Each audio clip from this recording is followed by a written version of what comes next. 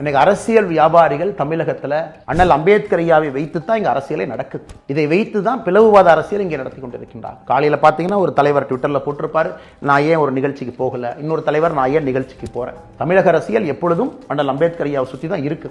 ஆனா அது ஆக்கப்பூர்வமா இருக்கு அப்படிங்கிற கேள்வி நம்ம கேட்கும். திமுகவுடைய அமைச்சரவை எடுத்துக்கும். அண்ணல் அம்பேத்கர் ஐயா சொன்ன பல விஷயத்துல மிக முக்கியமான விஷயம் என்ன சொன்னாரு, விளிம்பு நிலையில ஒடுக்கப்பட்ட மக்கள் மேலே வர வேண்டும் என்றால் 2 விஷயம் கை கொடுக்கணும். கல்வி கொடுங்க, அரசியல் அதிகாரம் கொடுங்க.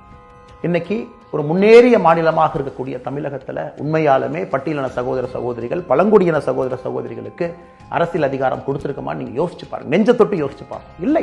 ஏன் தமிழ்நாட்டினுடைய அமைச்சரவை பட்டியல் எடுத்து பாருங்க, 35 அமைச்சர்கள். பட்டியலின சகோதர சகோதரிகள் எங்க இருக்காங்கன்னு பாருங்க. கடைசியில் இருப்பாங்க. வாரண்ட் ஆஃப் பிரசிடென்ட்ஸ் கடைசியில் இருப்பாங்க. நம்பரே சொல்றேன் பாருங்க, 35 பட்டியலின சகோதரி ஒருத்தவங்க இருக்காங்க. அவங்க தான் கடைசி அமைச்சரவையில். 34 பட்டியலின சகோதரர் இருக்கிறாங்க. 32 பட்டியலின சகோதர சகோதரி இருக்கிறாங்க. 3 பேர் இருந்தாங்க திமுக ஆட்சிக்கு வந்த பிறகு. எல்லாம் பேசி பேசி சண்டை போட்டு இப்ப 35ல 4 ஆயிருக்கிறது. 4 எப்படிங்க அரசியல் அதிகாரம் கொடுக்காம எப்படி அந்த சமுதாயம் மேலே வரும்? மாண்புமிகு பாரத பிரதமர் நரேந்திர மோடி அவருடைய கேபினெட் பாருங்க, 71 அமைச்சர்கள், 27 பேர் பிற்படுத்தப்பட்ட சமுதாயம் ஓபிசியில இருந்து இருக்கிறாங்க, 10 பேர் பட்டியலின சமுதாயத்தில இருந்து இருக்கிறாங்க, 5 பேர் பழங்குடியின சமுதாயத்தில இருந்து இருக்கிறாங்க, 5 பேர் சிறுபான்மை சமுதாயத்தில இருந்து இருக்கிறாங்க. இந்திய அளவில் அரசியல் அதிகாரம். ஆனா தமிழகத்துல கோயிலுக்குள்ள போனா கூட சில இடத்துல பிரச்சனை.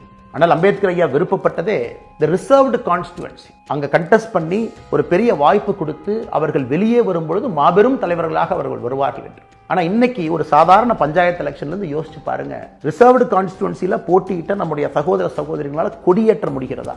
இல்ல சேர்ல சமமா உட்கார முடியுதுங்களா? இல்ல பட்டியலின சகோதர சகோதரி ஒரு கோயிலுக்கு போக முயற்சி பண்றாங்க சேலம் பக்கத்துல, ஒரு திமுகவினுடைய ஒரு முக்கிய நிர்வாகி தடுக்கிறாங்க, பெரிய பிரச்சனையாகுது, கட்சி விட்டு நீக்கிறாங்க. சைலண்டா 4 மாசம் கழிச்சு அதே ஆள அதே கட்சியில சேர்த்து அதே போஸ்ட கொடுக்குறாங்க. ஆனா கேட்டா அண்ணல் அம்பேத்கர் ஐயா என்று வாழ்க்கையிலேயே தமிழகத்துல பேசுறாங்க.